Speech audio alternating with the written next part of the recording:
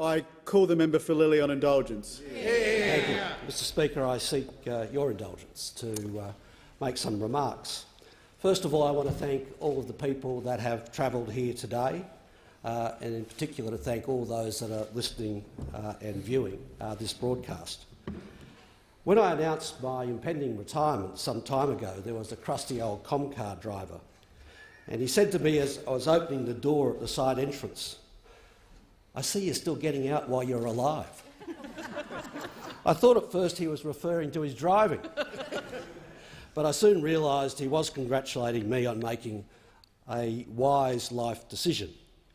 There was a time when Australians didn't tend to live so long, and that the only two ways out of this place were through the ballot box or in a wooden box. So thankfully I've survived long enough to make the decision all on my own. I've been a member of this parliament almost continually since 1993, with a one-term holiday at the suggestion of the voters between 1996 and 1998. So I've had 8 wins and 1 loss. That loss in 1996 was a crushing defeat for the party and a gut-wrenching loss for our family. A family anxious about the future, 3 young children under 10.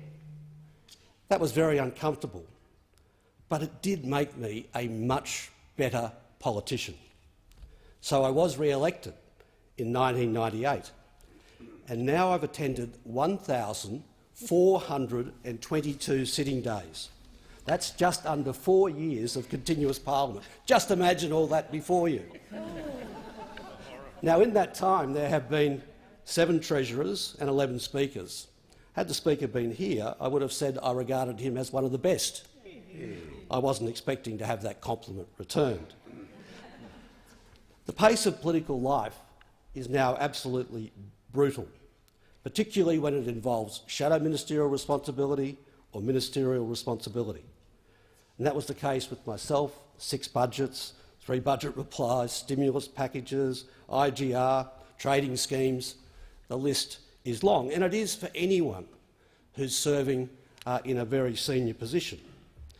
3 years in the House of Representatives in the early 90s would easily squeeze into 2 years today, perhaps even 1, and that's only taken place in over a quarter of a century. And of course we all know how much more demanding political life is because of modern technology. I certainly do regret, as a member, as a minister, as a shadow minister, that I didn't take enough time to refresh and recharge with my family. On our 30th wedding anniversary, I told my wife Kim that we'd really only been married for 25 years, as 5 years had been spent away. And on reflection, that was probably a conservative estimate. I noticed the Prime Minister's wife made a similar comment just recently. Now, yesterday was our 35th wedding anniversary. Yeah. But today is even more special. Today marks the birth of our 2nd grandchild, just 2 hours ago in Denver, Colorado.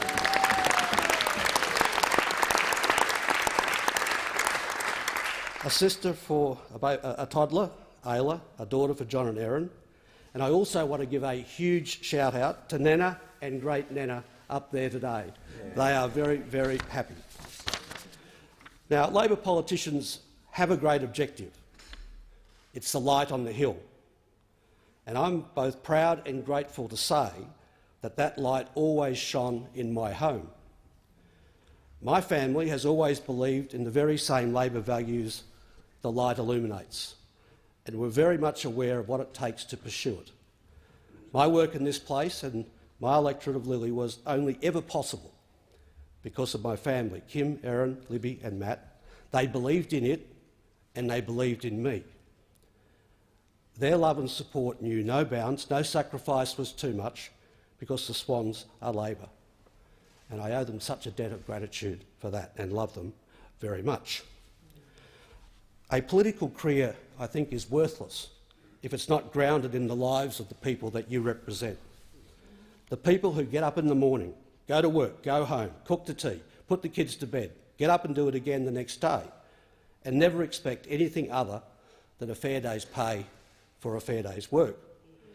People who understand we're all connected to each other and we have to reach out and look after those who are vulnerable and left behind. Now, I was reminded of this only just the other day in my electorate, but it happens continuously, when I attended a volunteer function for Charlie's Angels at the Prince Charles Hospital. There were over 40 volunteers who had between them hundreds of years of volunteering at the hospital. And these are the people who ask for no reward more than the joy of helping others. And Australians like this inspire. They embody our nation at its compassionate best, and they inspire me just as much now as they did when I became the member. I want to offer my deep thanks to the people of Lilley for their support, and in the same breath also to my dedicated Labor Party members. I never took for granted my responsibility as a local representative, and their views were always the first I sought when trying to make difficult judgments about policy. And of course, as Kate said yesterday in that fantastic speech, you cannot be an effective local member without a dedicated electorate office staff. A good local member needs to listen, work hard, fight hard and get results. I wish Tanya wouldn't start crying. And for that, you need an effective local team. So I'm honoured to have served with so many great Australians. Some of them are not household names, though they should be. They're the public servants and advisors, some of them in the gallery today, who sacrifice so much to serve our democracy, and all of us owe them an enormous debt. After so long here, I've worked alongside so many people that in attempting to mention all, I will inadvertently leave others out. And to avoid embarrassment, I'm going to thank them all personally, but there is one person that I do particularly want to mention today, and that's Barb Pinney. Barb Pinney has served the Labor Party in this House for over decades with exceptional dedication, and we are all very thankful for her service. Of course, others I've served alongside are well known, like Mick Young and Gough Whitlam, who joined together and launched my election campaign for the 1993 election. These are two people who instilled the values that inspire and sustain so many of us today. There is, of course, the late Wayne Goss. There's no prouder boast for any Queenslander than you say you work with Wayne to take our state out of the dark and the broken Bjelke-Petersen era. Another Queenslander, Bill Hayden, a great Labor activist who never, ever let go of his vision and fight for Medicare. And that is the fight which continues. And that, of course, brings me to Kim Beazley, a towering figure in both the Labor Party and Australia's defence and foreign policy. Kim's record of service to this country and this place requires no embellishment from me. He is rightly valued and admired across the chamber. His name is a byword for passion and decency in public life.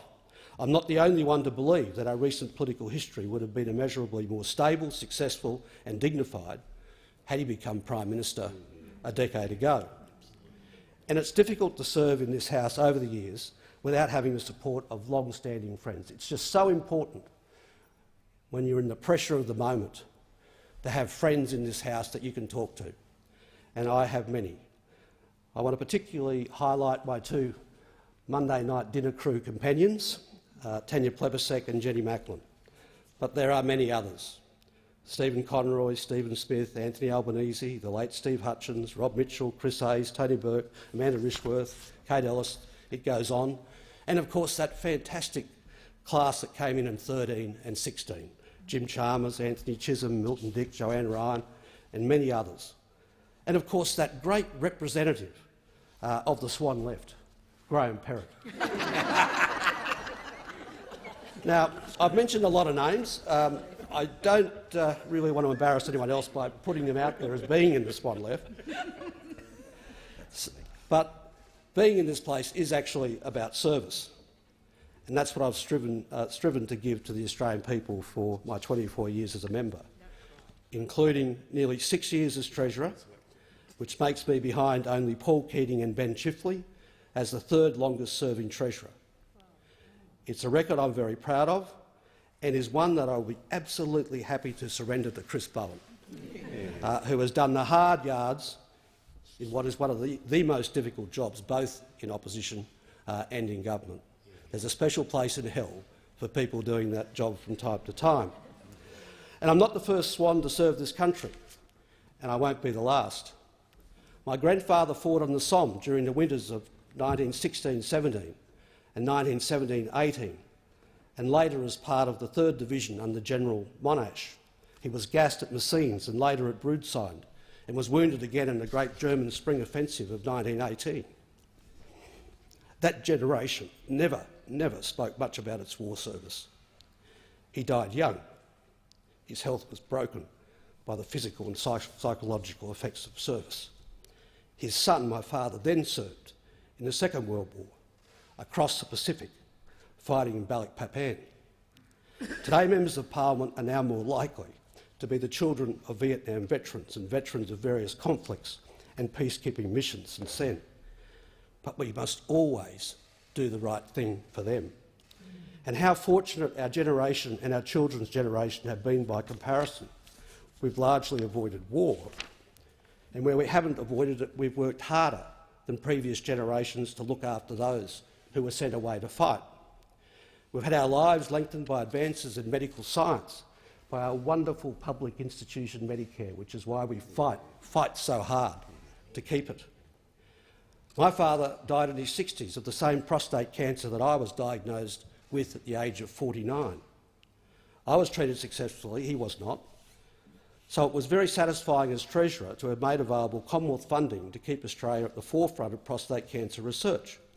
Sadly, research that was suddenly and without reason withdrawn by the Health Minister at the end of last year, and there is still not an explanation for it.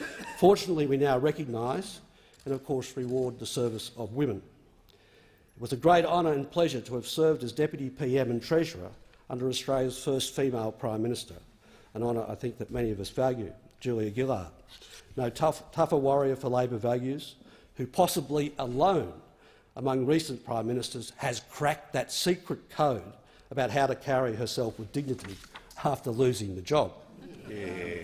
Now, Julia was only one of the great Labor women that I've been blessed to have served alongside. There are too many to name, but I particularly want to highlight the contribution of Tanya, Jenny and, of course, Penny Wong.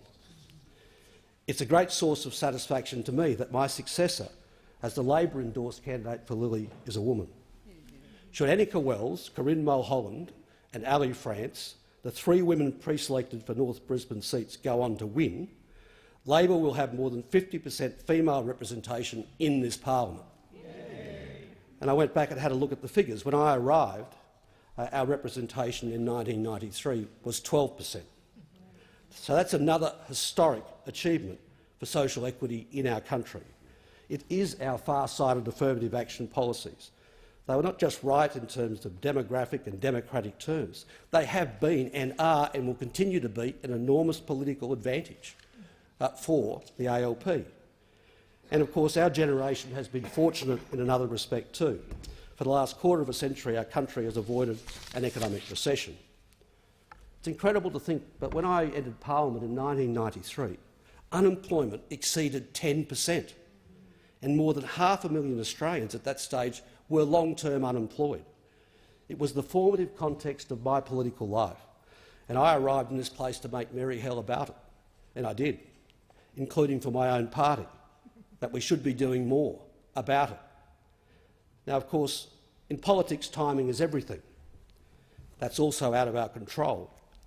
In 2007, Labor had returned to government just before the end of a long boom that had driven dramatic increases in Australia and the world's wealth. We all, of course, hoped the boom would last forever, and that's why my first budget as Treasurer was initially framed to fight inflation. But as the budget approached, the investment bank Bear Stearns collapsed, our policy had to be revised, and the rumbling began. 4 to 5 months later, those tremors turned into an earthquake that swallowed up Lehman Brothers, Northern Rock, Wall Street, and had shattered global economic confidence. Neither the global economy nor global politics has been the same since then. The history books will record it as a moment of profound significance, second only perhaps to the Great Depression of 1929 and onwards. And yet Australia did avoid recession, alone of the world's major developed economies to do so. A miracle, some say, but there was no divine providence about it. Australia avoided a recession because of sustained recession-beating policy. And as I've said a dozen times in this place, we did this by choice, not by chance. Within 2 months of the meltdown, 30 major world banks have been bailed out. All G7 economies were recording negative growth, and global stock markets were down 50%. Now, as students of Labor history, members of the Cabinet back then remembered and knew what had happened to the Swan government, which also had the misfortune of coming to power at the start of a recession. But the Swan government lacked the necessary tools to deal with the crisis. We did not. While the Swan government was bullied into austerity, we would not be. We knew from the failures of the 1930s and the 1990s what recessions do. They destroy lives. They cost people their homes, their savings. Communities turn into ghost towns. They lead some to lives of misery, even suicide. We also know it takes a decade or more to fully recover. And of course, some communities and some families never recover. Not heeding those lessons would have been ignorant and irresponsible, so we did choose to act, to inject demand in the economy, to reject austerity policies that many, including the Murdoch press, were calling for and in fact still call for today. That austerity would have made the crisis much, much worse. Had we listened, the results would have been disastrous. Instead, Australia became the gold standard of recession busting. That's what we became. And of course, Nobel Prize-winning economist Joseph Stiglitz described our fiscal response to the crisis as the best designed stimulus package and one of the strongest Keynesian stimulus packages in the world. And of course, in recognition of our policies, Euro magazine named me Finance Minister of the Year, citing careful stewardship of Australia's finances and economic performance during and after the global crisis. It added, Australia has not only avoided falling into recession, but has been the best performing of the world's developed market economies. And we did all this knowing full well. We did it with our eyes wide open. When we sat around the Cabinet, we knew precisely what our opponents would be saying. They would hound us with slogans about deficit and debt. Now, in departing this place, I have a perspective perhaps I didn't have in the heat of that battle. And I can honestly say I'm happy to wear that criticism, absolutely happy to wear it, as the price of saving Australia from something that was far worse. Yes, there was deficit and debt, but by far the majority of it the result of $200 billion of revenues being wiped from the forward estimates in the wake of the crash. But there wasn't a recession. There wasn't higher unemployment. There wasn't a decade of lost opportunity for our people and our country. But in short, you don't feel the bullets you dodge. And of course, we dodged a huge bullet. And it's worth reflecting briefly on what might have been. Let's say we went down the road that many were urging us to do. Let's say we went down the road of austerity. Well, let's just consider how the rest of the world has changed and how Australia compares to the rest of the world. Think about where the rest of the world is now. We've got the rise of populism and ugly nationalism, particularly across Europe. We've got the end of the last remnants of political consensus in the United States. We've got the sweeping away of mainstream parties of the centre-left and the centre-right across Europe, and the prominence in Germany and the rest of Europe of the far right. We've got Brexit, and we've got profound rising inequality in wealth and income across both the developed and the developing world. Now, 10 years ago, there was weirdly an attraction in some quarters, and you'd see it reported often in the Financial Review, to an idea that the cleansing fire of recession wouldn't be such a bad thing for Australia. I rejected it then. Labor rejects it now even more forcefully, precisely because of the potentially terrible human consequences that have flowed from the imposition of austerity around the developed world. Now, of course, we have seen some polarisation in our country over the last decade, but it has been far milder, and we should cherish the overall result. We have come through the decade after the global crisis stronger, bigger and more united than any comparable nation. We are the envy of other nations, that is true. We have an economy now 32% bigger than it was at the end of 2007. The rest of the world is still catching up to that. So that's a fantastic Australian achievement, but one Australian Labor can be particularly proud of. I think our entire political system, sadly, should be proud of that achievement. In any case, what lies ahead? We do have the chance to create something extremely, truly great in this country on the back of that of decades, the last quarter century of growth. We have generalised affluence. But that here is now threatened by rising inequality. And that is something that we have to avoid at all costs. Inequality breeds disdain, resentment, suspicion, arrogance, callousness.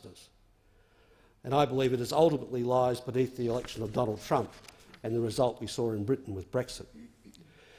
And of course, tackling inequality cannot be just dismissed as the politics of envy, as we read all of the time in the papers.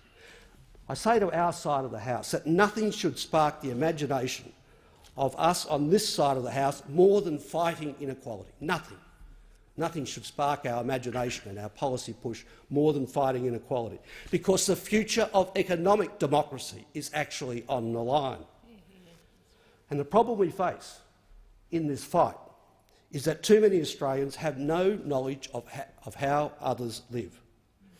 Too many people on generous incomes are simply tone deaf to the world in which they live. And I call this the blindness of affluence. Now, it is true that Australia has done much better than the USA, but in this country inequality and deprivation are still far too high.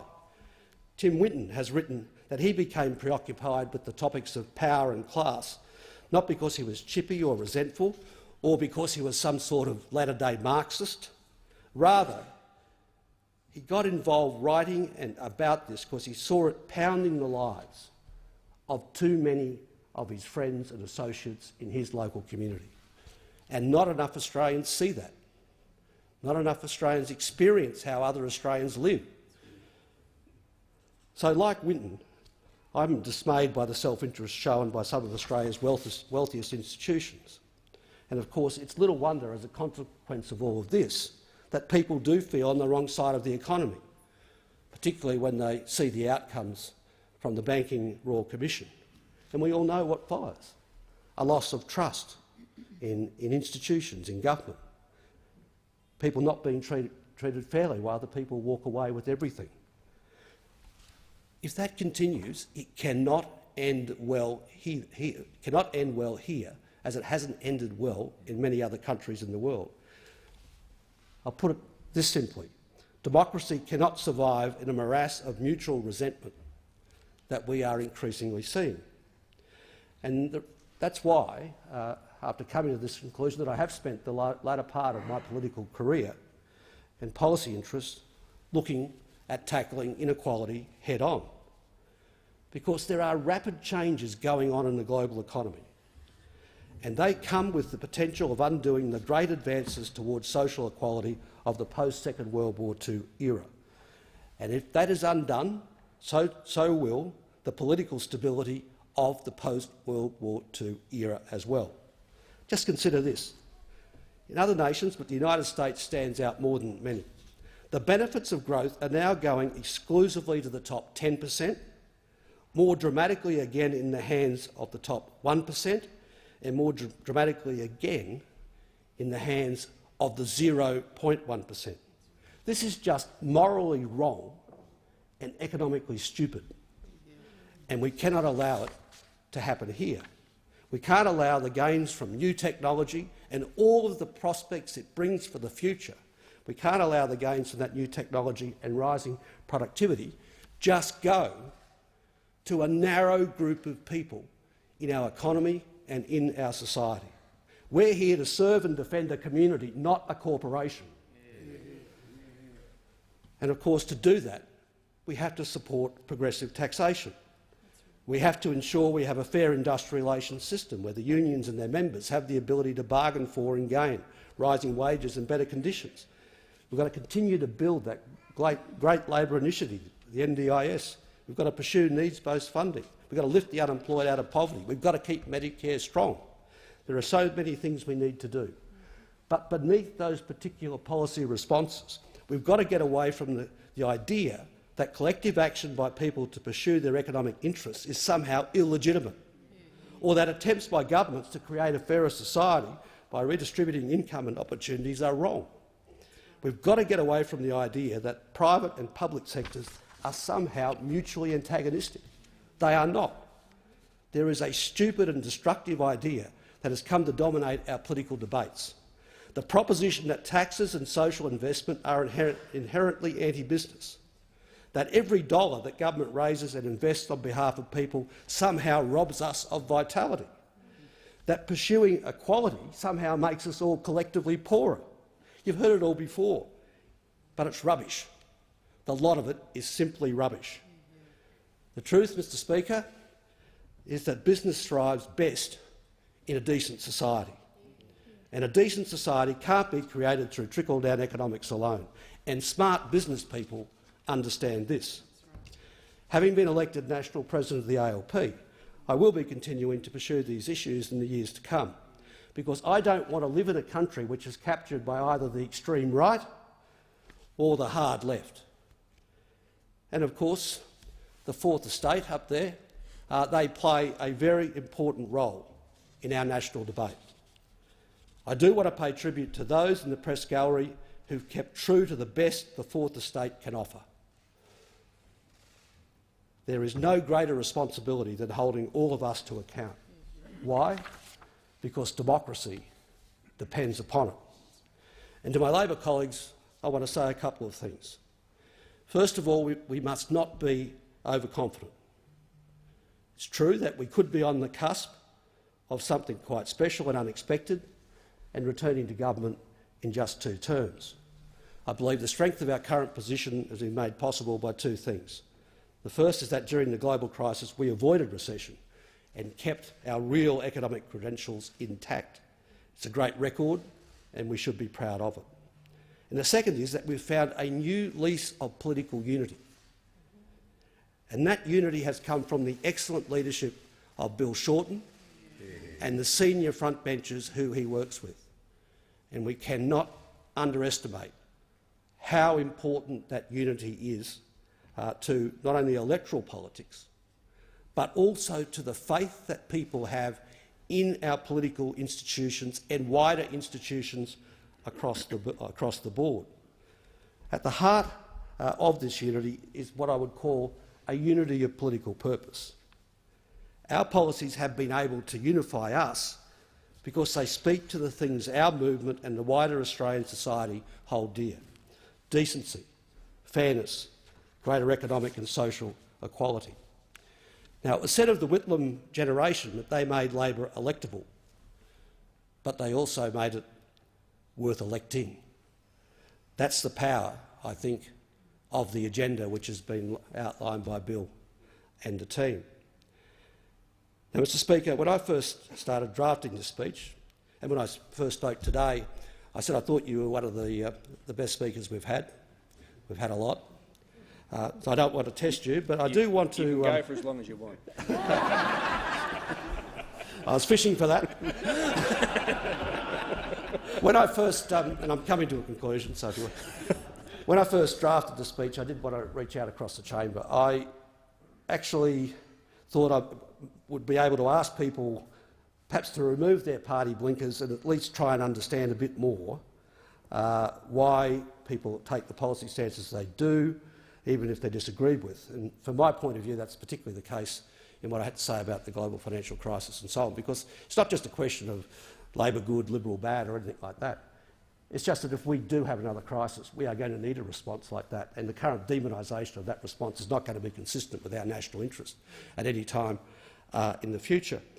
But I'm even more pessimistic than, about other things, because I think, unfortunately, there's been a divisive tone that's pervaded this place in the past week and has, I guess, made me realise reaching out to the other side is perhaps impossible. And why I say this is that I was here during the Tampa episode in 2001, and I do recall the way it changed us. That night, John Howard sprung his Tampa trap in the Parliament, otherwise known as the Border Protection Bill. I actually wasn't here. I was on the couch at home recovering from prostate cancer surgery, and I watched these events unfold with growing trepidation. And of course, in the weeks that followed, the politics of fear drowned out domestic political issues. And of course, before that time, before that event, covert appeals to racism and xenophobia were regarded as unworthy of our country's elected representatives. When the ship was turned back, something else floated into our harbours in its wake, and that was American race-based dog whistle politics. That politics is not new. It's as old as politics itself. We all thought it had died sometime well before 2001, but we were wrong. During the 80s, it was brought back to life in America during the 1988 presidential election. There was a determined strategy to link the black community with violent crime. It worked, and it became the template for what happened in Australia in 2001, a scab that's remained there ever since. Sure enough, 18 years later, it's being used again. Read the Hansard, listen to the debate, read ministerial transcripts. The only thing missing is the subtlety of yesteryear. Mr Speaker, soon after the 1988 campaign, this is the one in America, the architect of that strategy, strategist Lee Atwater, contracted fatal brain cancer. Before he died, he set out to make his peace with the world. He said that his illness had helped him to see that what was missing in society is what was missing in him.